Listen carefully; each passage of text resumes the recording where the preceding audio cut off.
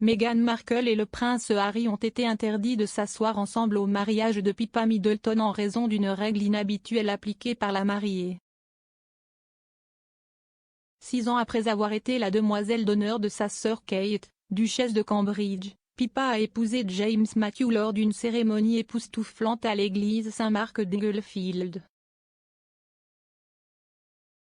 Kate était la matrone d'honneur de sa sœur, tandis que le prince George et la princesse Charlotte assumaient les rôles de paguet-bois et de demoiselle d'honneur. Le prince William, le prince Harry et la princesse Eugénie figuraient également parmi les invités à l'église. Après la cérémonie, les 300 participants se sont rendus à Bucklebury Village Hall, où ils ont garé leur voiture avant d'être conduits aux célébrations du soir. Chaque invité avait son propre mot de passe pour entrer et faisait vérifier sa pièce d'identité avec photo avant d'entrer dans le domaine de Middleton dans le Berkshire. À leur arrivée, ils ont été accueillis par un chapiteau de verre de 140 pieds qui avait été décoré sur le thème de la forêt enchantée. Les invités ont joué à des jeux et ont regardé un spectacle de lumière avant d'être invités à s'asseoir pour manger. Cependant, en raison d'un plan de salle strict, les couples ne pouvaient pas s'asseoir ensemble. Dans le but d'encourager le mélange parmi ses invités, Pippa avait demandé qu'aucun couple ne s'assoie ensemble. Et, malgré avoir parcouru 3000 miles à travers les temps, il n'y avait pas d'exception pour Meghan Markle, qui n'avait commencé à sortir avec le prince Harry qu'un an auparavant. Il est apparu plus tard que l'actrice de l'époque, qui allait devenir la duchesse de Sussex, n'avait presque pas reçu d'invitation. Meghan était absente de la cérémonie et n'a assisté à la réception du soir qu'après qu'Harry ait conduit de Berkshire à Londres pour venir la chercher.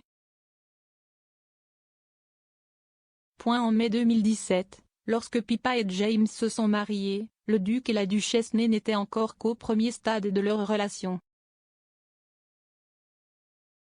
Ils ont fait l'objet d'une intense attention médiatique et les fans royaux étaient désespérés de les voir ensemble.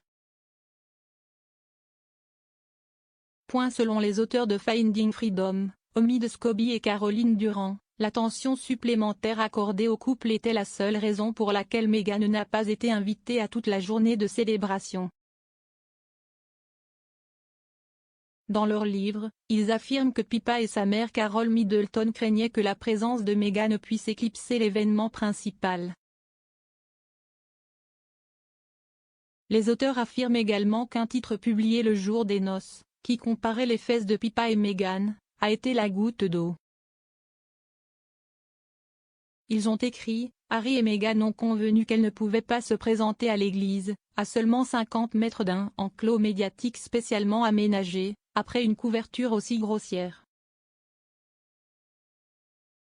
S'ils craignaient que leur arrivée ne crée un cirque médiatique malgré toutes les précautions prises, maintenant ils n'avaient aucun doute que ce serait le cas. La tenue d'église de Meghan et le chapeau de Philippe Tracy devraient être portés une autre fois. Au lieu de cela, Harry a déposé sa femme dans l'Airbnb d'un autre invité du mariage à Londres avant de se rendre seul à l'église.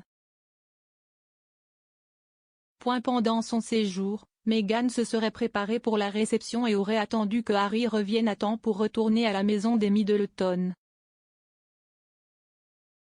Le couple aurait quitté l'événement ensemble et serait retourné à son domicile du palais de Kensington, Nottingham Cottage, à 2 heures du matin. Plus tard cette année-là, Harry et Meghan ont annoncé leur fiançailles et en mai suivant, Pippa et James étaient invités au mariage royal à la chapelle Saint-Georges, au château de Windsor. L'union était considérée comme une opportunité de construire une monarchie plus modernisée. Cependant, une sortie choc en 2020 a vu les Sussex se retirer de leur poste de direction au sein de la famille royale. Ils ont quitté l'entreprise pour une vie en Californie, où ils résident maintenant avec leurs 2 enfants, Archie, 2 ans, et Lilibet, qui est née en juin. Leur retour au Royaume-Uni a fait l'objet de spéculations ces dernières semaines en raison de plusieurs événements royaux à venir. La semaine dernière, il a été signalé que Harry ne reviendrait pas rejoindre sa famille lors du service commémoratif de son grand-père, le prince Philippe. Omi de Scobie a tweeté. Un porte-parole des Sussex confirme que le prince Harry ne reviendra pas au Royaume-Uni pour le service de Thanksgiving pour la vie du prince Philippe le 29 mars. Il espère cependant rendre visite à la reine dès que possible. On ne sait pas si Meghan et Harry reviendront pour célébrer le jubilé de platine de la reine plus tard cette année. Le duc a affirmé qu'il ne se sentait pas en sécurité en amenant ses enfants au Royaume-Uni après avoir été privé de la protection policière financée par les contribuables. La reine n'a pas encore rencontré le plus jeune enfant de Meghan et Harry, Lilibet, bien qu'elle soit apparemment désespérée de la voir.